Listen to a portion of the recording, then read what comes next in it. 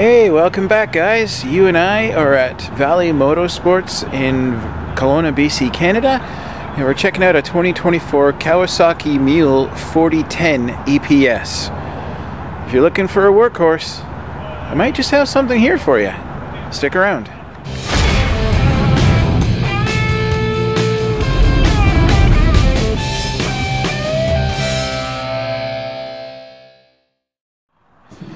So this guy is going to be 617cc. It is liquid cooled, 4-stroke, overhead valves.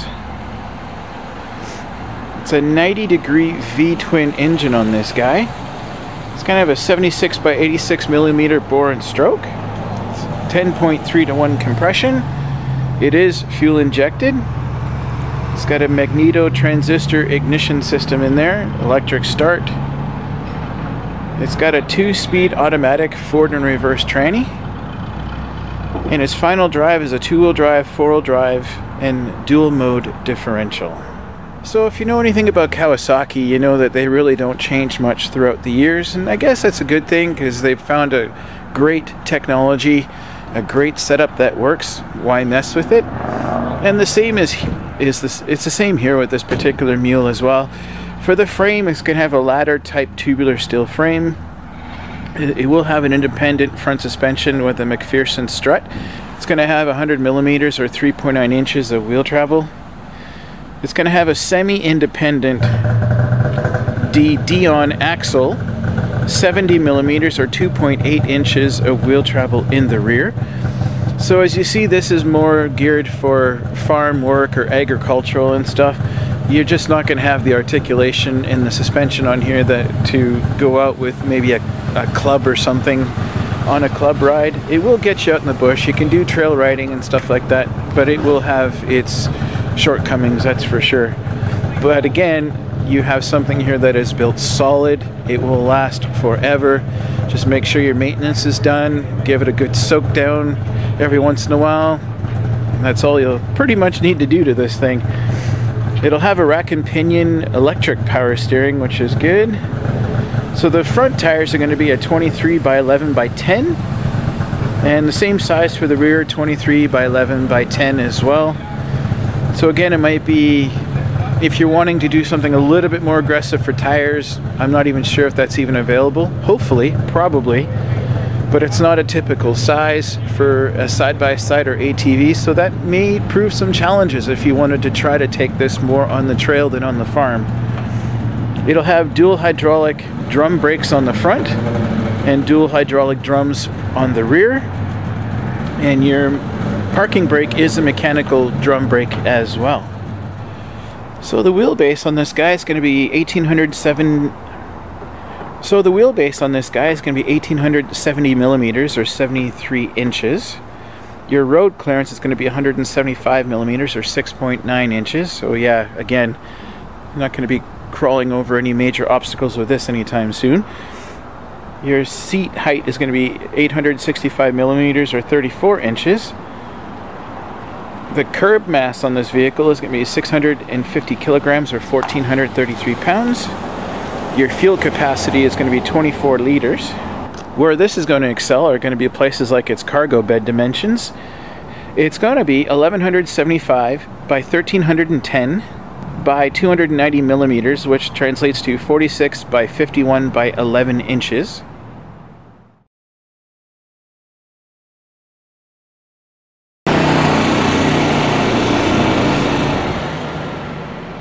The cargo bed capacity in this guy is going to be 363 kilograms or 800 pounds. That ain't bad for a little engine. That's awesome. Seating capacity for 2. Vehicle load capacity 602 kilograms or 1,327 pounds. Your towing capacity is 544 kilograms or 1,200 pounds. It's even got a 2-inch receiver from what I can see there too. It'll have 2 halogen headlights on the front, 36-month warranty in Canada from Kawasaki. Of course, you can always extend that if you so choose. Let's take a close look. So this would be a great alternative, I would believe, to say a Kubota, if you can't afford one of them. This, I think, in my opinion, would be a close second. they are apples and oranges. It's hard to compare them, but as far as what they are designed to do, they will very much do the same job, both of them. You're gonna have lots of seating space in there for the two of you, tons of leg room to get in and out of this thing while you're working. It actually has 2 glove boxes in it, which is kind of cool. So you have one on either side. Ta-da! And some cup holders up here. Very simplistic stuff, right? Not a lot of creature comforts. Not a lot of creature comforts, but yeah, oh well. Here's your 2-wheel drive and your 4-wheel drive system. Just like that. Fully automatic, of course. No speedometer per se, but there's a red bar gas gauge and an hour meter. It does have the power steering, so you got a light for that to come on in case. A couple of dummy lights up there as well. This is underneath your seat. There's your fuel tank. I believe that's your oil fill, I think. Neat. Air filter's right down here. So pretty easy to get at things, I would say.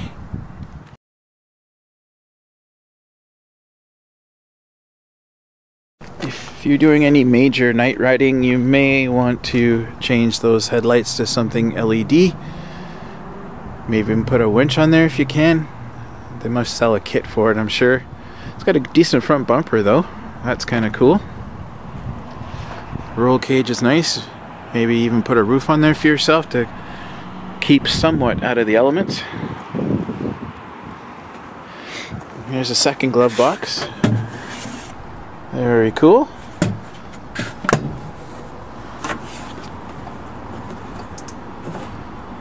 Oh, I guess that's supposed to open the hood. And you got a button here for your headlights. That's a weird place with a diff lock, but there's your button for diff lock. And I'm pretty sure on these ones that's the rear diff, it's not the front.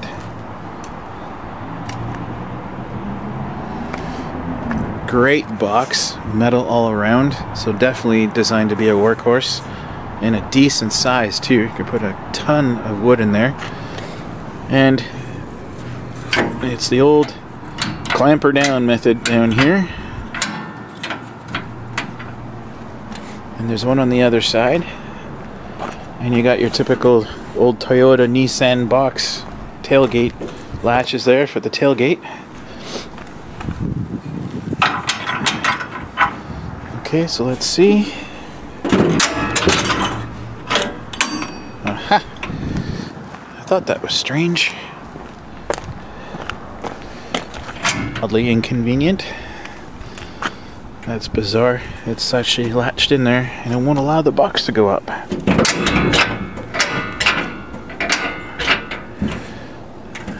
Huh. Slight little hammer adjustment, I think.